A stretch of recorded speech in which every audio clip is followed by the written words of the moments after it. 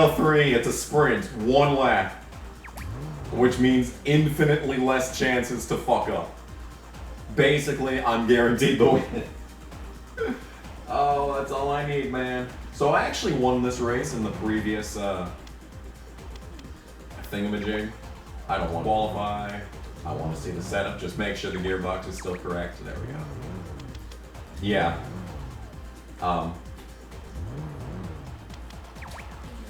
I think it was this race that I actually won.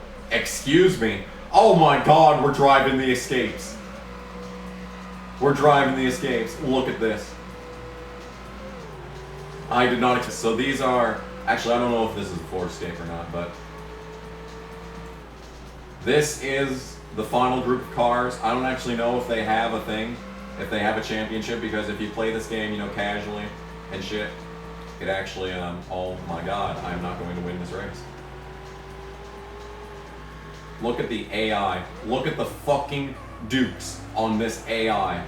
They are absolutely fucking killing it right now. Look at this. I did not realize this was a $ race, I'm sorry. Oh my god, I can't keep up. They are so good. Look at how good these guys are. Okay, you could flat foot that corner. That is an interesting discovery. I still have a chance. They're really slow in this section. I still have a chance to at least get my money back. I did not realize this was a $ race. I thought this was the $ race from the previous. Okay. Into the wall we go. From the previous championship with the Mustangs, you know. That shit. Alright, well, I'm not winning this. Please stop fucking messaging me. I am in the middle of a cutthroat battle with a bunch of expeditions. Well then, I was not prepared for that. Well, we did not get any money out of that race. Very interesting. And the AI is actually better than me right now. That is kind of pathetic. Yeah, these guys are on a fucking rail right now. Oh my god, dude. Do I at least get like $500 from that? Please? 500? Oh, okay, we got a little money. Okay, I basically lost money as a result of that race. Willowdale 2, let's fucking do it. 4 laps of Willowdale, let's go. More Willowdale, the best track in any game in gaming history. Oh, I've been recording for a half hour already, how? How is this a thing though? Oh, it hurts. Oh, it's not fun at all. I really should be driving in manual. Okay.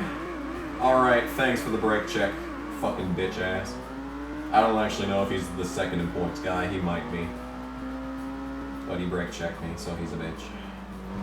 But hey, it's only 4 laps, so when I inevitably have to restart this race, I won't have to, you know, be doing that much more. You know? That's good. That's a net positive, man. Alright, these guys are nothing. My fucking decked out car. I'm basically driving a Venturini car and everyone else is driving a Wayne Peterson car, except my Venturini car is being set up by whoever Brett Moffat's new crew chief is, because it is absolutely horrendous to drive. Not his Xfinity crew chief, his truck's crew chief. If they're the same, I'm gonna be extremely mad. If Moffat brings his same crew chief from the truck series up to Xfinity and he just drives that much fucking better in Xfinity, I'm actually gonna be mad. I'm actually going to be mad IRL. And of course we have this stupid section of this track. We have this stupid section of the track no matter which version of the track we take, don't we? That stupid section. You can flat foot this, but I'm just too much of a pussy. You have to kind of have the perfect arc and all that shit, you know? You just kind of have to be good, and like, I'm not good. Or better yet, I don't have the patience to be good. And it's kind of hard to do the cheating thing in this track because you have to go into this section. It's like, and it's like, yeah, you know, don't drive off the track, please. Please don't do that. That would be no fun. So you see, yeah, these are kind of, you know, faster corners here. And you know, if we have to go to fucking Mesa Verde and this shit, and we're gonna be going through those tight ass corners, like I'm dead ass driving in manual, and I'm just gonna sit in third gear the entire race. I don't even care. I don't even care. It's not gonna go well either way. There's just no. Oh, okay, Piglet. That was an interesting way of going about things. Watch me still. Yeah, I'm still 4.5 seconds up even after that. Oh my god, this car is so bad. This track is bad, this game is bad, you know, it's just about everything about this is bad. The soundtrack is bad. Pan the soundtrack, Kamikaze. We know you're out of fucking commentary when it comes to that point. Alright, watch me not have a better lap than the first lap. Good God almighty, I lost 1.5 seconds in that section. I've been listening to a lot of ELVIS lately.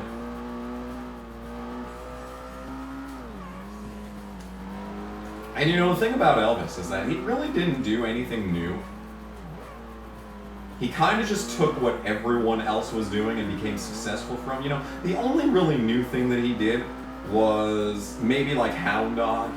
You know, the thing is that he really didn't do anything original. He took a bunch of ideas from a lot of, you know, the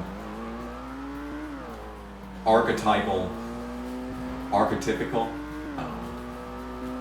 but like, you know, the guys from the late 40s and like early jazz especially, you know, you have like the Temptations and the Supremes,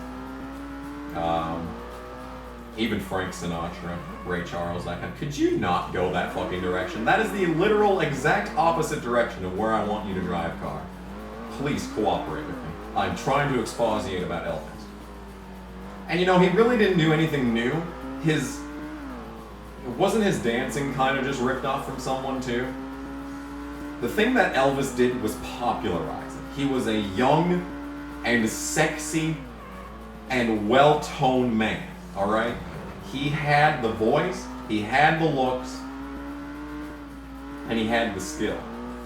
He had everything, you know, like you know, the things that, you know, the archetypal guys that I was talking about. Could you just, you know, complete this race without flying off the track? Thank you. He had everything that guys like Frank Sinatra, you know, like Frank Sinatra. Absolutely fantastic voice. Okay-ish on the looks end, and he's really not known for dancing. And then, you know, like Temptations, great voices, good dancing. I'm pretty sure they were some of the early dancers. And could you just fucking drive forward, please? But ELVIS put it all together into that package, and you know, I never really understood the grand appeal of ELVIS until I started thinking about it like this. Because, you know, I was always the edgy kid that was like, oh, I like old music, but not like Beatles and stuff. You know, I like fucking, you know, King Harvest. That's my kind of music, you know. And I always poo-pooed the likes of ELVIS and the Beatles, you know. And it wasn't until, you know, recently I actually started listening to, like, you know, back-end ELVIS shit, you know. I'm talking Moody Blue. And, you know, Moody Blue is just basically an ELVIS but Bee Gees song. You know, I wish about Moody Blue 10 years ago, because it is just that good. And unfortunately, the thing about ELVIS is that he was stuck in the 50s for basically his entire career. He was basically stuck in that, you know, 2.5 minute long song with just, you know, the verse, chorus, and then over. That's why his live versions are just so good, you know, just you get that electricity in the air from being at an ELVIS concert, and then, you know, they extend the songs and you know, those songs. So I'm getting the final upgrade there that actually matters. Long Valley, but it does not have the stupid section, so this should be easy, except it's 6 fucking laps. Great. Fun. Love me some 6 laps. Fuck it. Oh god, I almost threw up. Which is weird, because all I've eaten the past 2 days is Maruchan. Long Valley again. Back at it. But yeah, that's the thing about ELVIS, is that, you know, it really wasn't so much about his music in the end. it was really the spectacle. He became one of those larger-than-life figures, where the music kind of was tertiary at that point. You know, the voice, the looks, and the dancing, as well as the the merchandise. Fucking Elvis shit still sells to this day. Elvis is still lionized in the Hall of Rock. Rightfully so, obviously, but like, could I drive on the road for 1 second? Please and thank you. So yeah, obviously for good reason he's lionized. He's one of the most important figures in music history, maybe human history. But when you get down to the bare knuckle basics, you know, Elvis didn't fundamentally do anything that someone else hadn't done before. But the difference with Elvis is that he put together a whole bunch of things that made different people famous. He put all of those things together and became one of the most legendary icons probably in human history. So yeah, Elvis may not have been and he may not have exactly done all of the things that he did with any particular, you know, level of extravagance. I would say Frank Sinatra probably has the better voice compared to Elvis. Michael Jackson probably is the better dancer compared to Elvis. You know, Wayne Static is probably better looking than Elvis. But he was like, if everyone else that I listed was, you know, an A+, Elvis was an A-. But like, in every other category, every other, you know, singer, performer, band, group, denomination, you know, they would have, you know, B's and maybe even C's. But Elvis scored like A- across every single factor. And that's what made him a superstar. And you know, the difference is because, you know, like, I will admit that 1969 Elvis is fucking gorgeous. I will admit that much. That is not an A-, that is a double A+. He was absolutely just drop dead gorgeous in 1969. But like, as far as the rest of his life is concerned, yeah, still a solid A-. Won't lie. He's definitely got that. You know, I never really appreciated Elvis's, you know, actual look, because his face just kind of looked like that puffy, you know, adolescent kind of face, and he always had that dopey ass, open mouth, half toothed, just that look is what he always had, you know. And that's why I never really appreciated his looks. But then I saw like a video from one of that 1969 comeback concert. And you know, the best part about 1969 is when he released Suspicious Minds. You know, and like, I don't want to be, you know, boring, but I definitely say that, like, as far as compositionally, probably not his best, but as far as the pop scene, the legendary, like, lyrically, it's not so much there. Lyrically, Elvis is just kind of, Elvis is Elvis, but like, Suspicious Minds is at least on the good end of the spectrum. And compositionally, you know, it's just a pop song. You know, it's nothing intricate. But like, it's exactly what it needed to be. And as far as an earworm pop trap song, you know, it's good.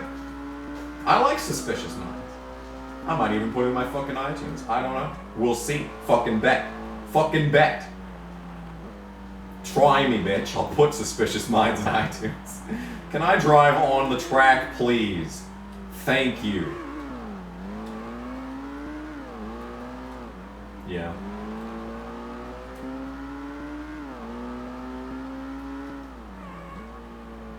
But bringing it back to what brought this conversation up, Moody Blue as an album, not good. Definitely will admit, could have been better. Moody Blue, the song, though, it's really good. It sounds like a goddamn Beachy song, kinda, halfways. You know, that fucking, you know, 2 and 4 cymbals, you know, hat. The hats on the offbeats. Customary of every disco song ever fucking made.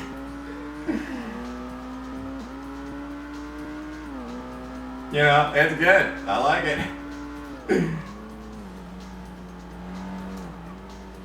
But like, that's a side of Elvis that never got to get explored because, you know, 1977 is when Moody Blue came out. And that was like the peak of disco. It wasn't like Saturday Night Fever released in 76, 77. That was the peak of the disco era. That was when pop music was good. The last time pop, well, I will say En Vogue is probably good. En Vogue makes the 90s worth it. And Janice Robinson, sorry. And Live and Joy. Yeah. Live and Joy. That's Eurobeat though. That's Europop. That's not even American pop. American pop was like fucking, what? Christina Aguilera. Opposites attract. Which is still good and it's alright, yeah. Which I can accept. I can accept that, yeah. But Elvis really never got to explore disco. He never really had that big bang. You know?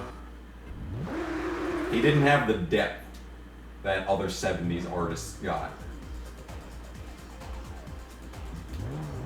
And like, even though Elvis was getting old, you know, he still had plenty of time to venture into some of those, you know, strange genres. How does Alex Trebek say it? Genre? I don't think that's how it is.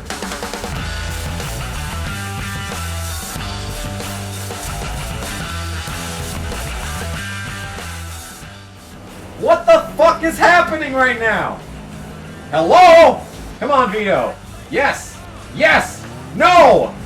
Yes. Maybe. All right. Here we go. No. Wait. No, don't go over there. No. Oh, God. No kidding, Rick Allen. I couldn't have said it better myself, honestly.